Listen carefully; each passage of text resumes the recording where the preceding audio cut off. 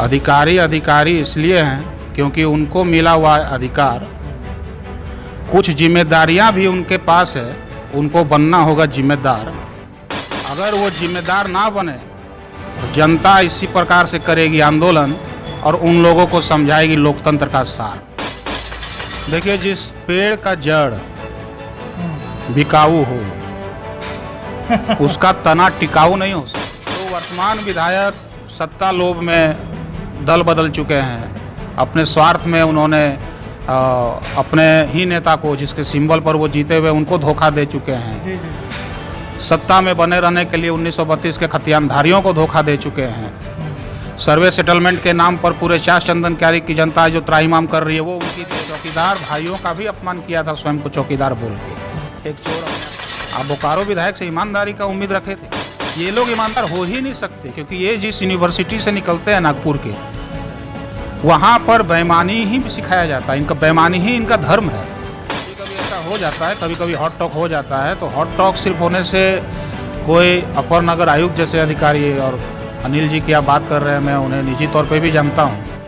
2-3 बार कुछ ऐसी परिस्थिति आई कि मैंने माननीय उपायुक्त महोदय से कुछ मसलों को लेकर आग्रह किया था। उन्होंने त्वरित संज्ञान भी उस पर लिया, और जनहित के मामले थे तो जनता को उसका लाभ। मैं AR बोकारवी, ग्रामीण टीवी में सबका स्वागत है। और मेरे बगल में है चास प्रखंड के 20 सूत्री अध्यक्ष महावीर सिंह चौधरी जी।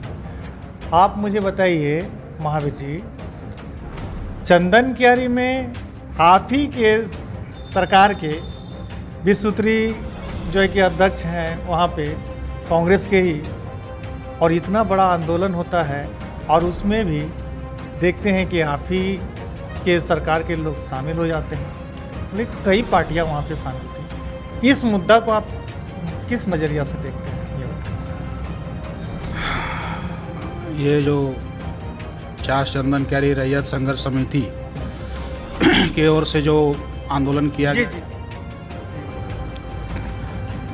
आपका जो ये प्रश्न है कि 20 सूत्री के सदस्य उपाध्यक्ष उसमें शामिल थे, जी जी, तो 20 सूत्री कार्यक्रम कार्यान्वयन समिति क्या है, पहले आपको वो समझना होगा। सरकार ने हमें इसलिए नियुक्त किया है कि जनता को सरकार की योजनाओं का लाभ अधिकारियों के साथ समन्वय स्थापित करते हुए हम पहुंचाएं। एक तरह से अधिकारी और जनता के बीच पुल का काम हम करते हैं, जिस पुल के माध्यम से अधिकारी भी जनता तक पहुँचे, जनता भी अधिकारी तक पहुँचे। अब जैसी मुझे सूचना है, जैसा मैं जान रहा हूँ, इस आंदोलन के पीछे का जो कारण रहा कि चंदन क्यारी के अंचल के जो अधिकारी हैं, वो जनता के साथ उनका बर्ताव सही नहीं था, दुर्व्यवहार करते थे। तो इस विषय में मैं पहले आपको एक छोटी सी बात बताता हूँ। अधिकारी इसलिए हैं क्योंकि उनको मिला हुआ है अधिकार। अच्छा। अधिकारी इसलिए हैं क्योंकि उनको मिला हुआ है अधिकार, कुछ जिम्मेदारियां भी उनके पास है, उनको बनना होगा जिम्मेदार। अगर वो जिम्मेदार ना बने तो जनता इसी प्रकार से करेगी आंदोलन और उन लोगों को समझाएगी लोकतंत्र का सार।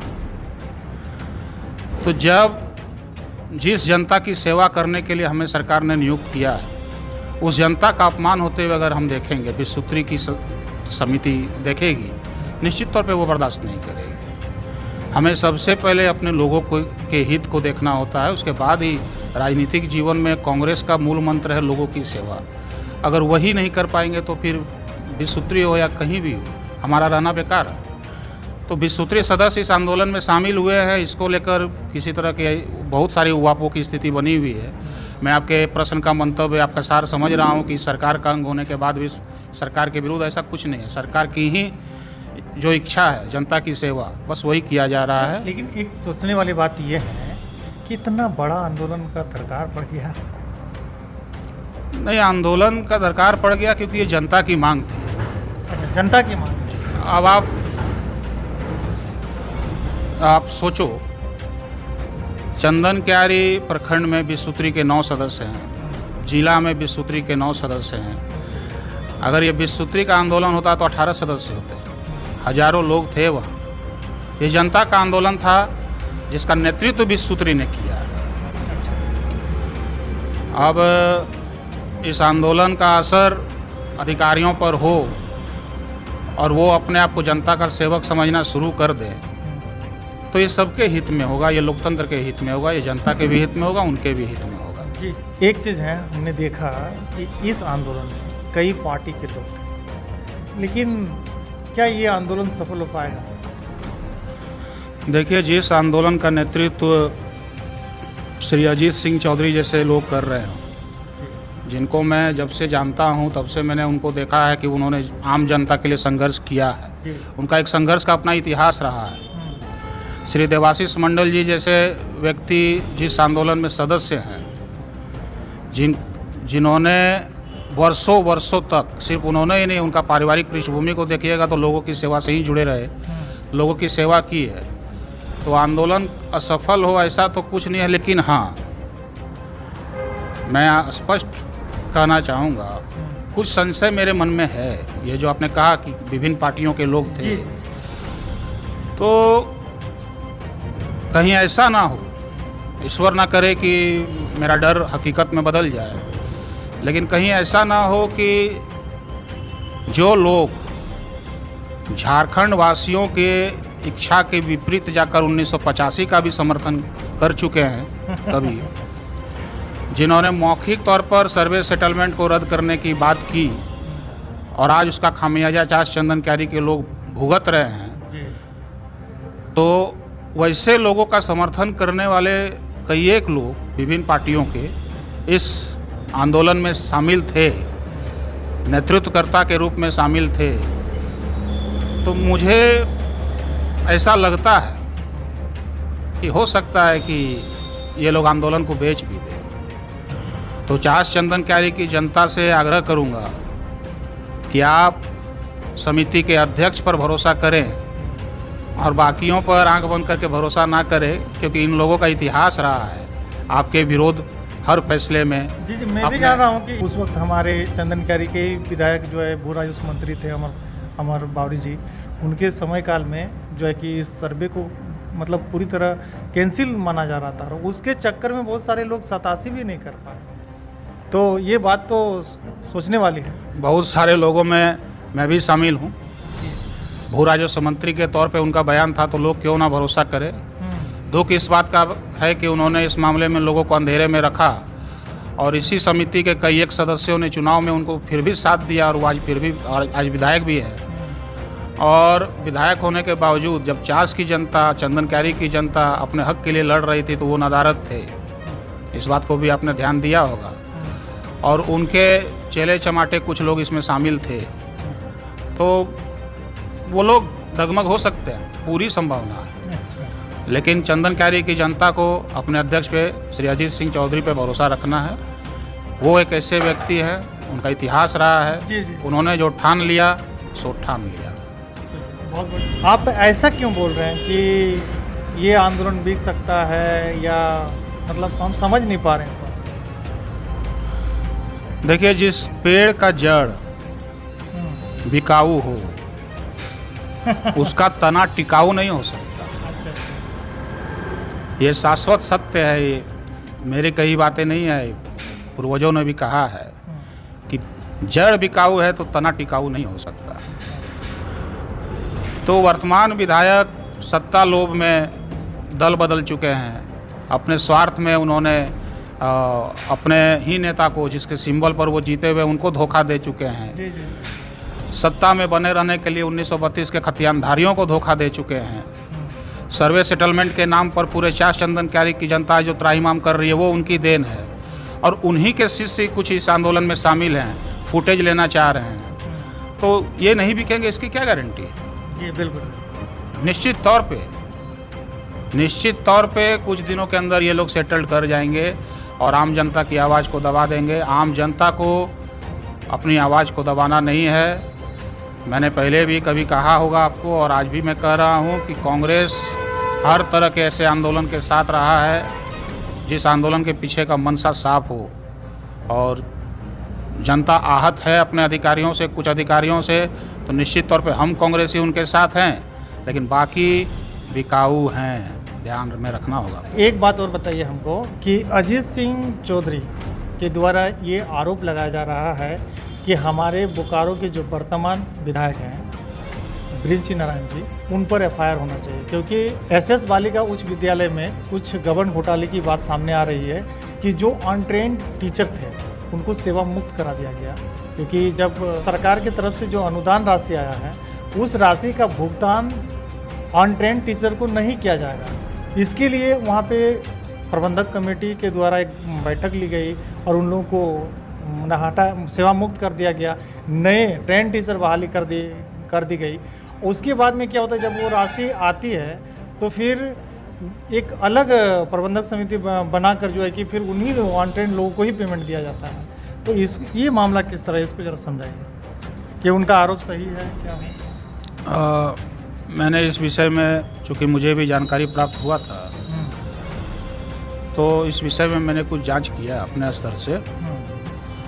तो जांच में जो है वो तो मैं आपको बताऊंगा, लेकिन पहले मैं आपको एक चीज़ मैं बता रहा हूँ। मैंने अभी आपको कहा जिसका जड़ बिकाऊ है उसका तना क्या टिकाऊ होगा, तो ये मैंने उसी संदर्भ में कहा था और उस पार्टी विशेष भाजपा के ही विषय में मैंने कहा था।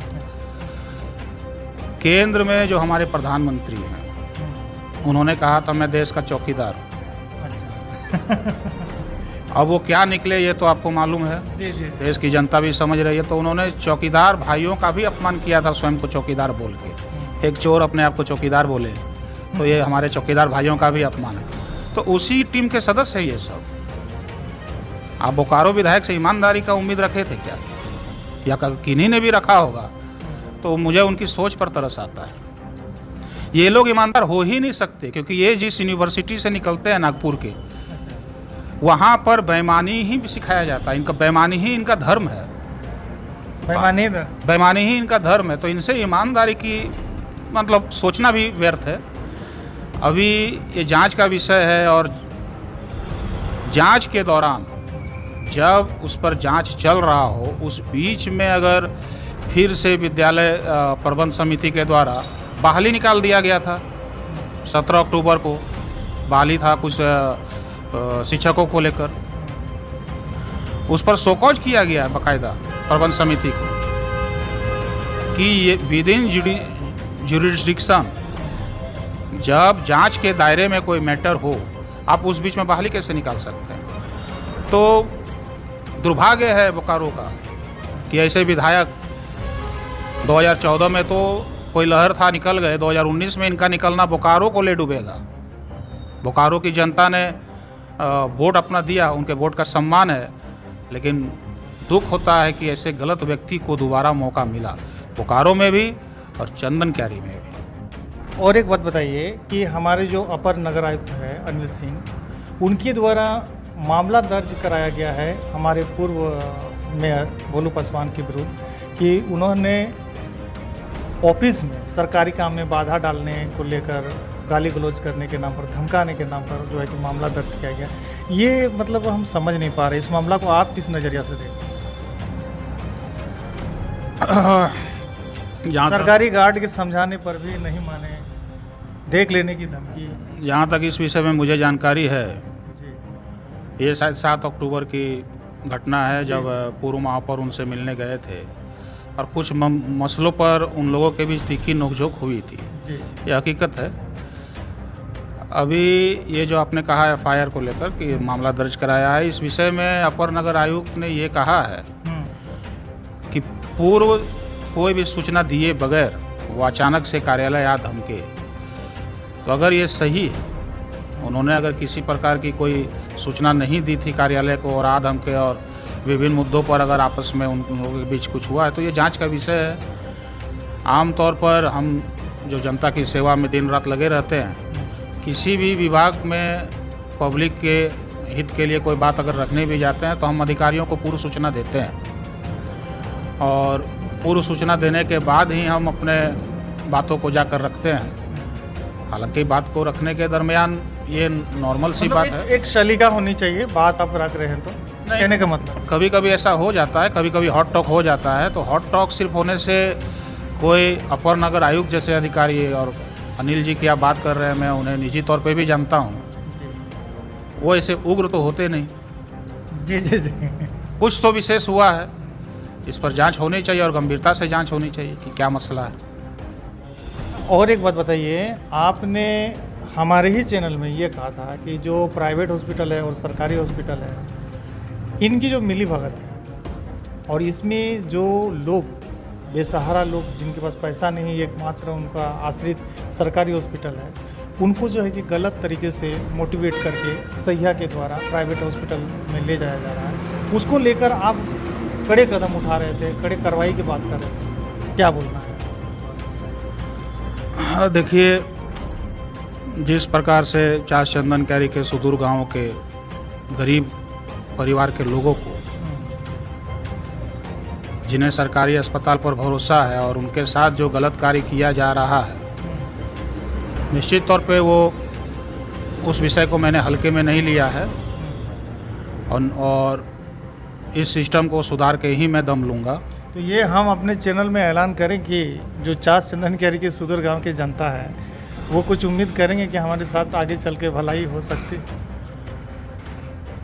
वो उम्मीद ही ना करे, जिस षड्यंत्र का शिकार हो रही है जनता, सिर्फ उम्मीद ना करे, मुझे उनके सहयोग की भी आवश्यकता पड़ेगी। मैंने पहले भी आपसे कहा था कि अगर इस तरीके से कोई आपको दिग्भ्रमित करने का प्रयास करता है, सरकारी हॉस्पिटल में अगर कोई सहिया आपको दिग्भ्रमित करने का प्रयास करती हैं या फिर कोई डॉक्टर आपको दिग्भ्रमित करने का प्रयास करता है, तो आप मुझे सिर्फ सूचना दे दें। और आज मैंने सिविल सर्जन महोदय से भी आग्रह किया है, आवेदन दिया है उन्हें बाकायदा इस विषय में जांच करते हुए कड़ी कार्रवाई करने के लिए। प्रतिलिपि भी मैंने माननीय उपायुक्त महोदय, माननीय अनुमंडल पदाधिकारी महोदय को दिया है। और पिछले 8 महीनों के अपने एक्सपीरियंस से मैं ये कह सकता हूँ कि 2-3 बार कुछ ऐसी परिस्थिति आई कि मैंने माननीय उपायुक्त महोदय से कुछ मसलों को लेकर आग्रह किया था, उन्होंने त्वरित संज्ञान भी उस पर लिया और जनहित के मामले थे तो जनता को उसका लाभ भी पहुंचा है। मैं इस बार भी उनसे उम्मीद करूंगा, उनसे पूरा विश्वास है मेरा उन पर कि इस मामले को वो गंभीरता से लेकर उचित कार्रवाई करेंगे। तो ये थे चास प्रखंड के 20 सूत्रीय अध्यक्ष महावीर सिंह चौधरी जी, जो विभिन्न मुद्दों पर हमारे साथ एक्सक्लूसिव बातें हुई। आप लोगों को कैसा लगा? अच्छा लगा तो लाइक कमेंट शेयर जोरदार कीजिएगा। जब भी अपनी बात रखते हैं, बड़ी सटीक और सही बात रखते हैं, ओल झोल और झूठे बात का समर्थन नहीं करते हैं, नहीं झूठी वादा करते हैं। तो आने वाले समय में हम आशा करते हैं कि आज जो समस्या हमारे बीच में उत्पन्न हो रही है, इन समस्याओं का निदान जरूर करेंगे, उसमें इनका सहयोग रहेगा। मैं AR बुखारवी।